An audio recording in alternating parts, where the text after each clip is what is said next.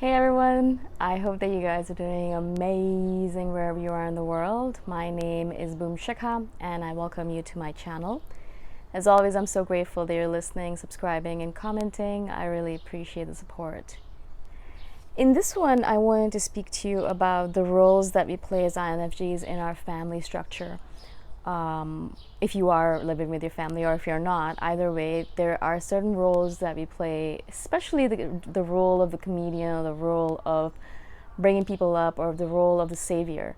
And I know I've spoken about the role of the savior many times in the past in regards to INFJs. This is something that we do very often, very commonly, very easily. It's something that comes naturally to us as a counselor. We are the ones who people come to for help or for advice or for relationship or dating advice or career advice, whatever it might be, right? And so we kind of take upon that role from a very young age, from when we are in our perhaps even tweens. We'll be the ones that our parents come to for advice, or our family comes to for advice, obviously our siblings and everyone around us, right? And so I've noticed that, particularly for me in this situation, I've noticed that I play the role of the comedian quite often, or the joker, if you want to say it that way. And this is mostly because, and I know this is true for me, at least in my family, that from when I was very young, there was a lot of depression in my family, depression and sadness in general, because of all the different things that were going on, not only with my mom, with my father, but in general. And now I'm noticing, even though my family is much happier and much more well adjusted, well balanced, I notice there's still days where they have moments of sadness, depression, especially because, right now I guess it's a little bit easier to drop into depression because of all the different things going on in the world.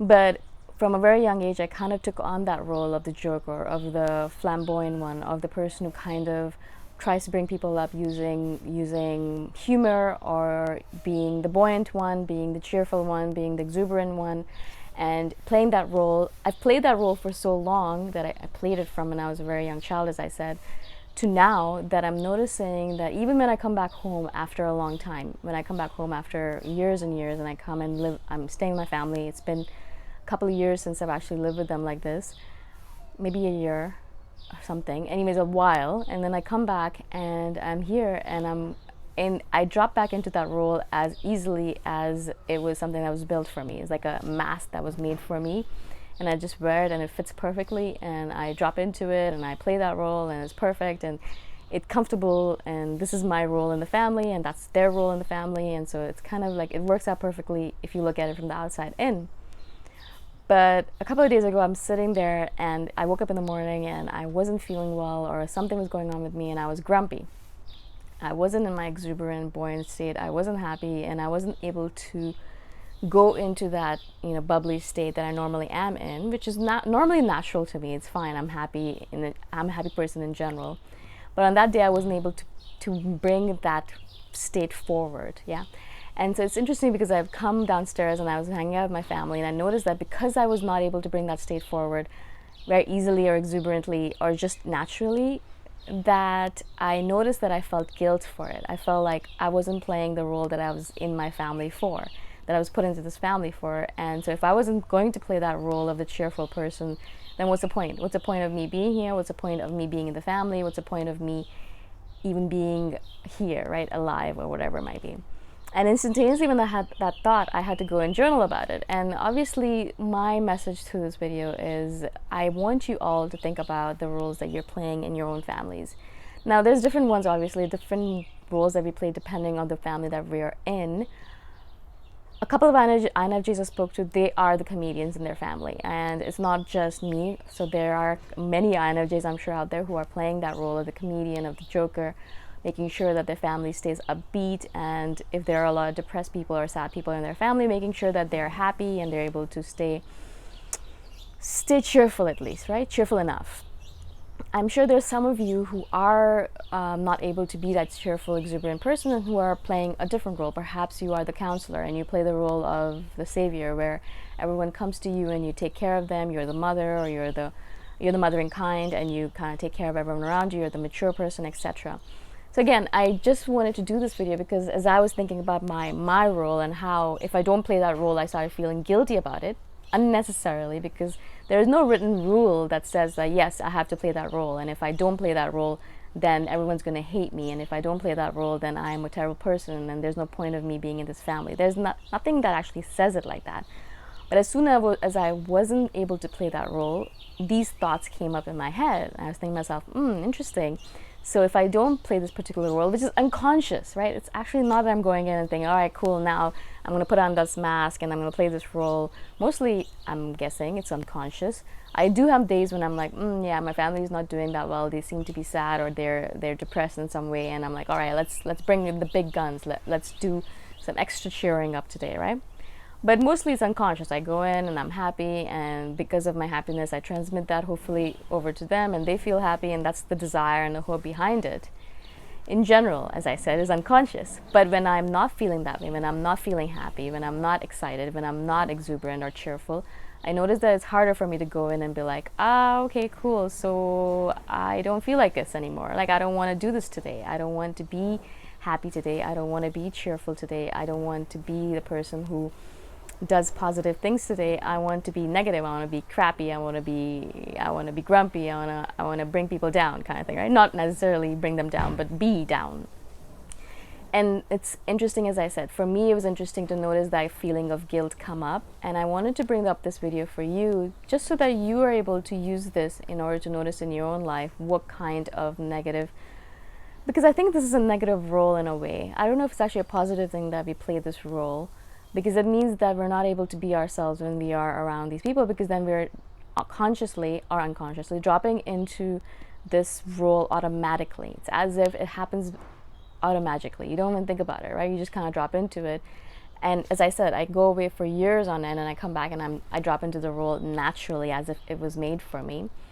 And so if we're not thinking about it consciously, if we're not doing it consciously, if we're just unconsciously dropping into it, it's a mask. And so it means that we're not actually playing our true selves. We're not actually behaving authentically around these people, and I don't think that's actually a positive thing in any way, shape, or form. In certain ways, I think it's okay because you're helping your family in a way, you're balancing them out, things like that. But in other ways, if you are trying to be authentic, which is one of our main values as an INFJ, we want to be authentic.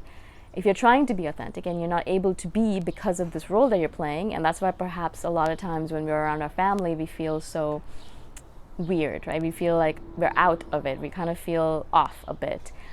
It might be because of this unconscious role that we're kind of taking on upon ourselves, because of no written rules. It's not like it, as I said, no one actually told us to take on this role. No one told us to be this way. No one told us that we needed to do this. No one told us that if we didn't do it, that it would be a problem. No one actually said that, right? And so the fact that we're doing it because we think it helps our family. And as I said, on those days when I'm not able to do that role particularly, I wonder, and for the last few days when I wasn't able to play that role because I was grumpy or sad or ill, I noticed that it was okay. Everyone's fine. There was no problem in the family. I'm sure I took upon a lot of guilt on my head because I was like, well, no, it's my role and I have to do it. But in general, everything was fine. They just went on as if it was fine, especially because I don't spend that much time with them anyways. I'm only here for a few months at a time. And so in general, we need to realize that these stories that we tell ourselves that, everything's going to fall apart if we don't play these roles is just a story. It's a false story. It's not real. And it's actually holding ourselves back. Again, this is something coming from me where I'm just learning this lesson and I'm not actually applying it yet. So a lot of times I do these videos because I learned a lesson and I'm like, all right, I need to reinforce it by actually doing a lesson or a video about it. So here's a lesson for us, is that sometimes it's okay, obviously, if you're consciously playing the role, you're like, all right, I'm going to go in this right now, but later I'm going to be my real self, I'm going to be my authentic self. That's okay. Because, you're doing it for the goodness of the world. You're kind of giving away or giving back to the world in a way, or giving back to your family. But in general, if you notice that you're going back into this role, this unconscious role over and over again, not only with your family, but with your friends or with acquaintances or with people around you all the time, your boss or your work people, then this is something that you need to make more conscious in your characteristic, in your personality, and start thinking about it a little bit more. Is this actually serving you or not? Is it actually important for you to play this role or not? Actually, perhaps it might be completely useless and you're playing this role and you're denigrating yourself without any actual benefit to the world or to the people around you. And so really this is something that we need to sit down, and I especially need to sit down and think about. And is this something that I want to do on a long-term basis? Is it something that's useful? Is it something that actually is serving the world or not? If it's not, then obviously give it up. If it is, then consciously try to do it as much as possible. Don't be unconscious about it. And I hope that in this way we can actually bring more of our authentic self, our true self, into the world as much as possible. I hope this makes sense. This is something, again, as I said, I'm just realizing about myself, or I did realize about myself, but I did not really articulate it this way before. And so I hope this makes sense. If you have any questions about this, obviously, comment below and I shall do a follow-up video on it. Or you can tell me your own stories of what role do you play in your family or in your friend circle. What is your role? Is it the joker role, or is it the counselor role, or is it the savior role? What is your particular role? Again, thank you so much for watching, for being on my channel. I really appreciate it, and I shall see you guys the next time around. Bye for now.